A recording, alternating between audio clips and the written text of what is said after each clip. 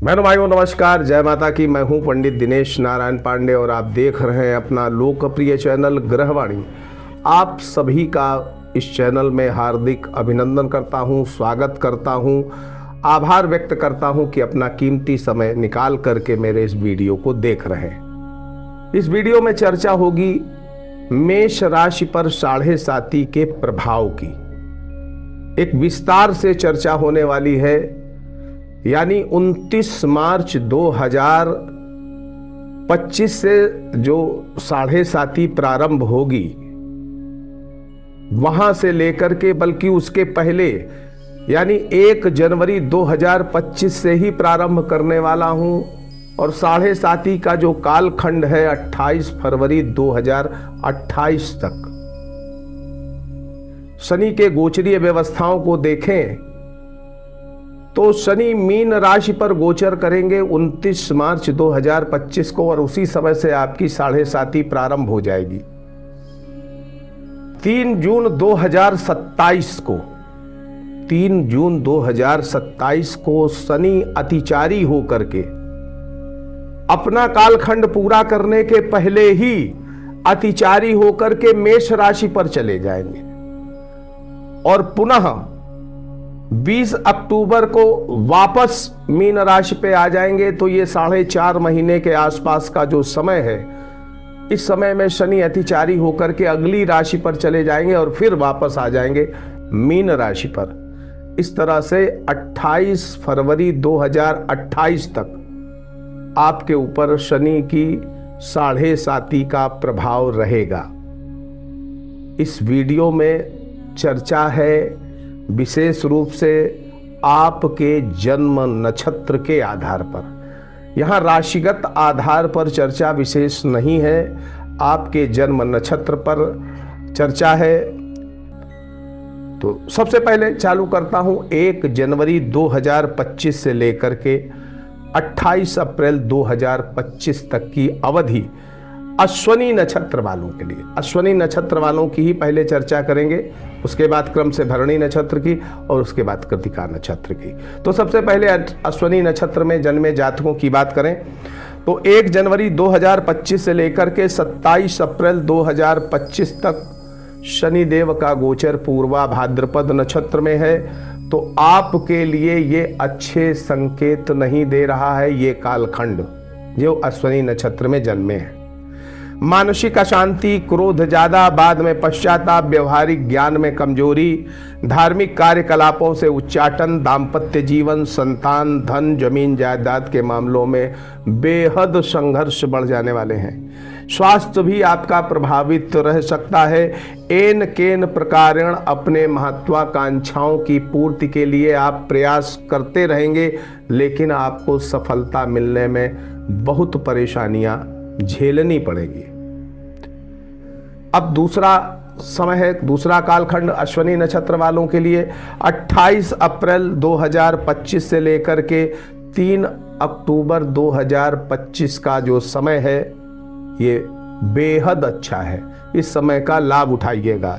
इसमें क्या होगा, उस समय जो भी आपकी महत्वाकांक्षा होंगी इस कालखंड में 28 अप्रैल से 3 अक्टूबर के बीच में पूरी की पूरी आप प्राप्त कर लेंगे उन महत्वाकांक्षाओं को। गुप्त धन की प्राप्ति हो सकती है, विदेशों से धन प्राप्ति हो सकती है और नौकरी में बहुप्रतीक्षित कार्यों की पूर्ति भी हो जाएगी। दुर्घटना के प्रति सतर्क जरूर रहिएगा इस पीरियड में। अब बहनों भाइयों, एक अगला कालखंड आ रहा है 3 अक्टूबर 2025 से लेकर के 19 जनवरी 2026 तक का। ये भी समय आपका अच्छा नहीं है।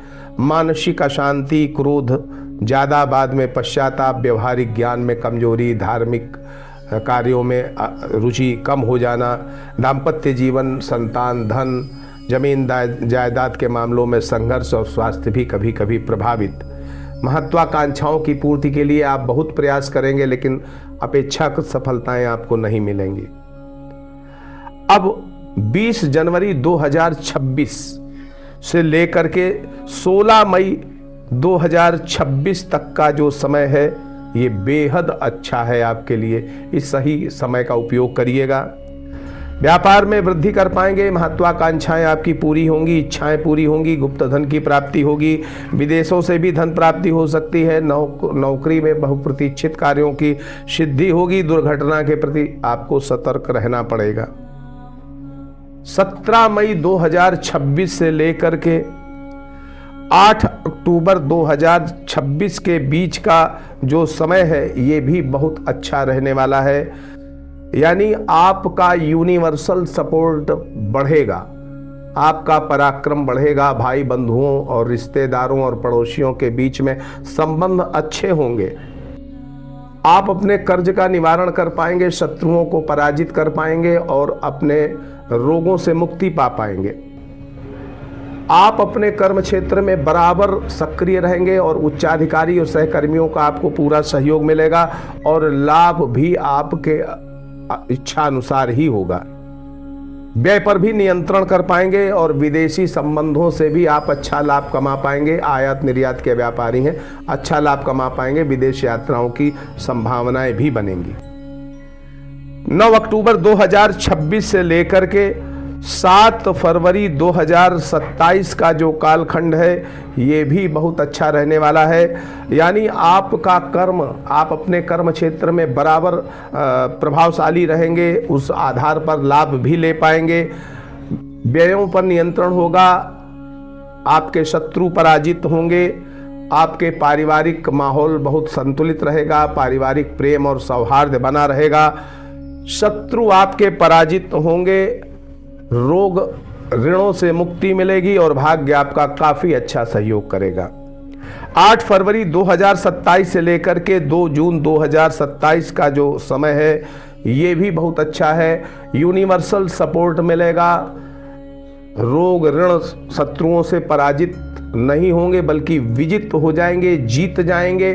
सोशल मीडिया के क्षेत्र में है तो बहुत अच्छी सफलताएं मिलेंगी, फॉलोअर्स बढ़ेंगे, आपके बैंक बैलेंस की स्थिति ठीक रहेगी, पारिवारिक स्थिति ठीक रहेगी, भाग्य पक्ष आपका पूरा साथ देगा, आप अपने कर्म क्षेत्र में पूरे अधिकार के साथ रहेंगे, कर्म क्षेत्र में आपका दबदबा बना रहेगा, आपके कुलीग्स, आपके उच्चाधिकारी आपको सपोर्ट करेंगे और लाभ भी आप अच्छा कमा पाएंगे।